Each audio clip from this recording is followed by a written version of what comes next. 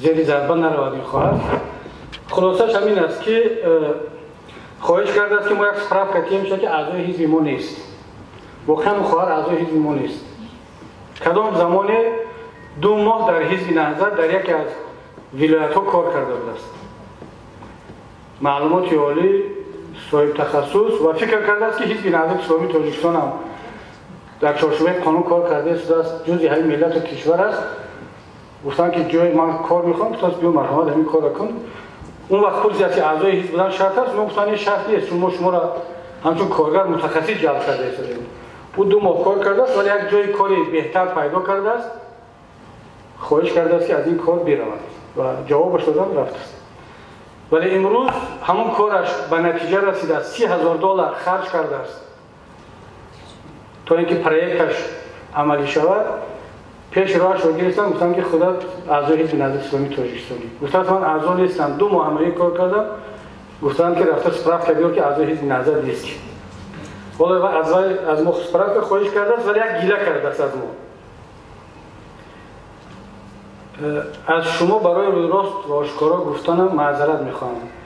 اما قبل از آن که نفر را در نهضت به کار قبول میکنید، چرا قبلا آگاهش نمیکنید که چنین مشکلی به سرش میآید که بعدا تمام درها برایش بسته میگردد و او تیار باشد.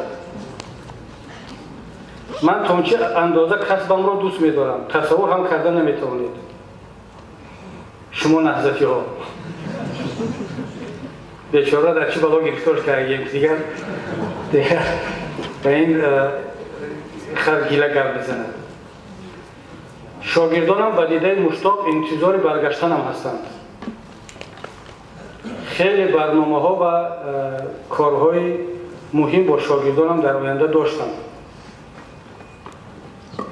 کاش شما درک میکردید که در حینی که گوش میکردید که چی گفته ایستادم. خب خیلی دوامش رو دیگر نمیگم چون که معلوم میشد که چی کسب و کار دارد چی است. خیر معذرت. امروز هم به اداره اومدند و گفتن که با خوبی کاراتو ترک کن. من به خاطر همین با شما نوشتم. خدا نگهدارتون. ببینید وقتی که یک خواهر نهضتی نیست، یک کار دارد، آینده دارد، با سواد است، زحمت کشیدن میخواد، مشکلی براش ایجاد کردن که تو یک زمان با نهضت بودی. این چی مصیبت است. این خواهر است. اگر مرد میشد 1-2 مرتبه دیگه همین خیلیش نه این اعضای القاعده میشود. شاید که زنها هم شوند دیگر. کجا رود این خواهر؟ این چی مصیبت است که بالای سر ملت میاریم؟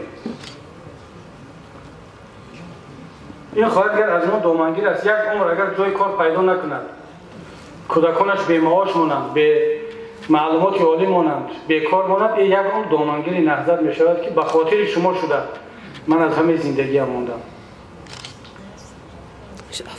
خیلی مصیبت است. این باید که راه حلش رو پیدا کرد.